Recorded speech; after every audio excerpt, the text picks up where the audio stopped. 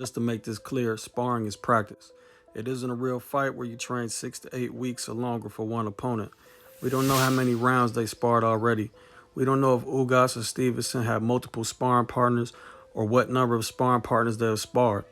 Neither fighter is going 100%. If you're familiar with the Cuban amateur boxing system, then you know the typical style.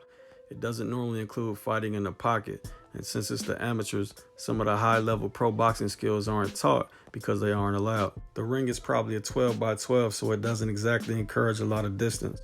With all that being said, you're about to see high-level everything out of Shakur Stevenson.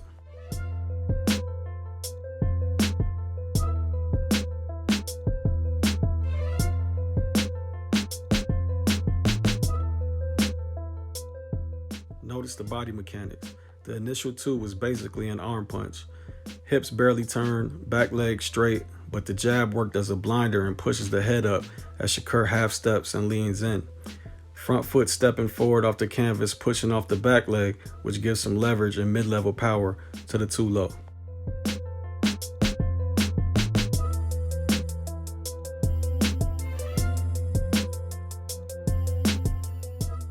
Mini trap after stepping in with the high guard, then reverse stepping, enticing Ugas to follow, then catching him with double jabs mid-step as he tries to reposition.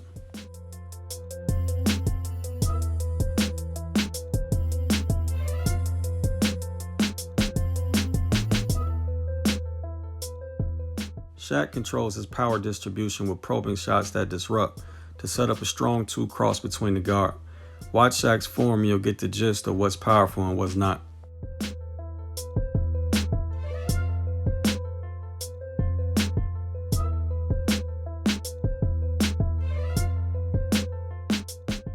Ugas changes levels here to slip out the blinder, crouching, getting low to block the low two. Good adjustment, good defense.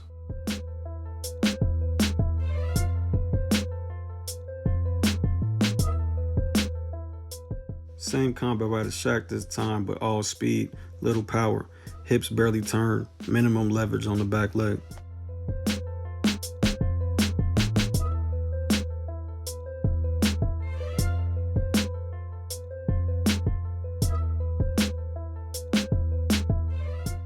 Control prevention.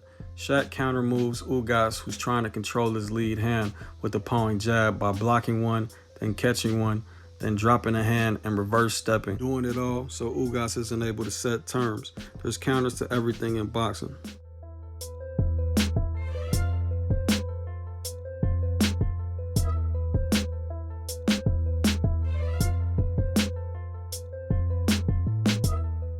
The high guard trap is one of the most common traps that high-level boxers use. The high guard entices your opponent as it signals, "I'm ready to defend." Then it's either block and shoot, catch and shoot, or slip and shoot.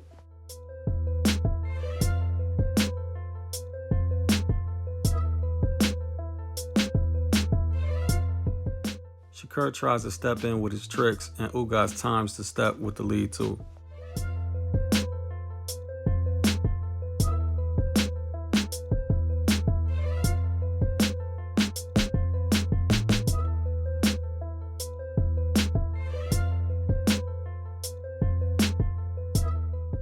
This is a nice adjustment by Ugas, parrying the blinder down and stepping out. Check the body mechanics. Probing 3 hook to sit down on a strong 2 cross, splitting the guard.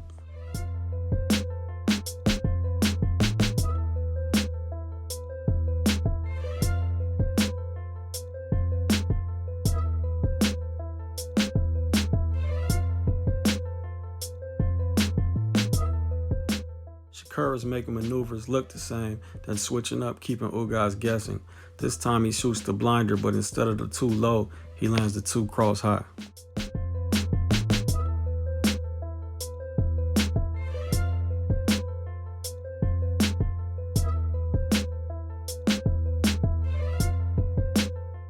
This reverse shift into a southpaw jab is a creative, beautiful move by Ugas.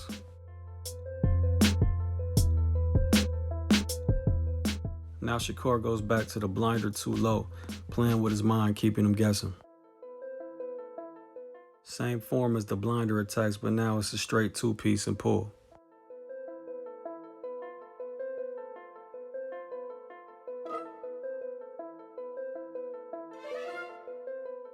Shaq lifts his front foot on a probing 5 uppercut to keep his weight on the back foot for the strong 4 hook.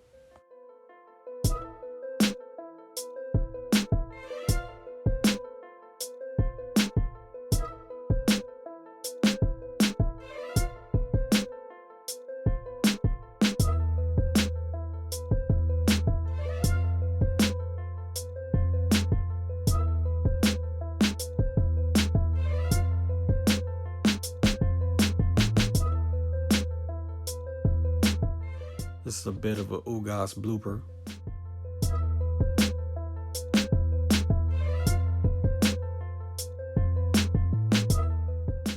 Beautiful probe and touch shots to split the guard with the 2 cross. Again, watch the body mechanics. Proper form means power.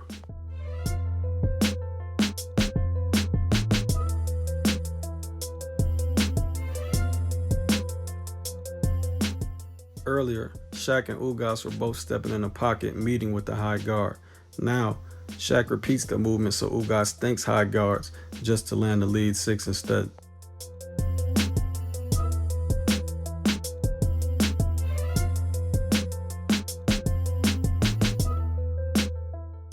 A bit of Floyd Mayweather style teasing.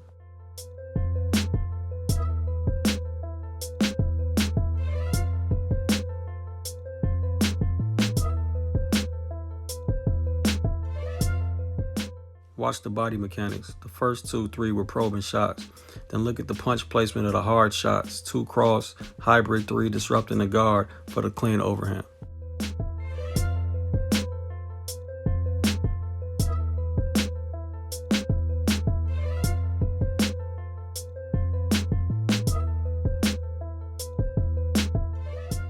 Shakur throws a quick lead too before Ugas is set, raising his back leg, then half steps or springboard steps left, doubling it up.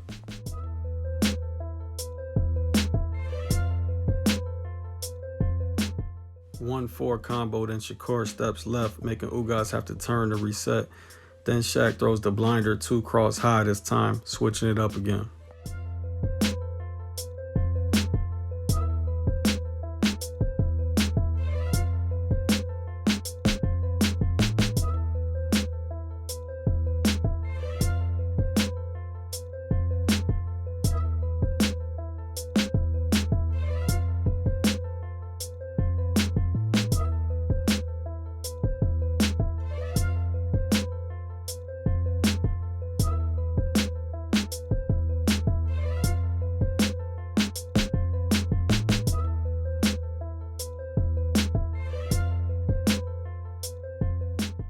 Shakur has great reflexes, especially for defense.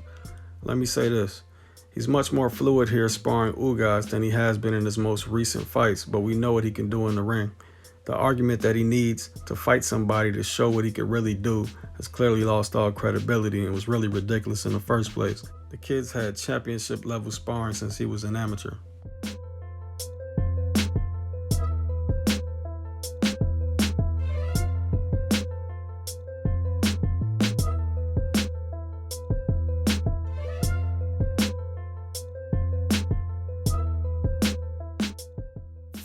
Unfortunately, some networks don't allow their footage to be reused for analysis on YouTube, so it gets blocked. So everything that they block, I put on Patreon along with all my other content. Become a patron and don't miss a thing from Boxing Gems. Follow us damn near everywhere across social media platforms now. The links will be in the description. Thanks for watching.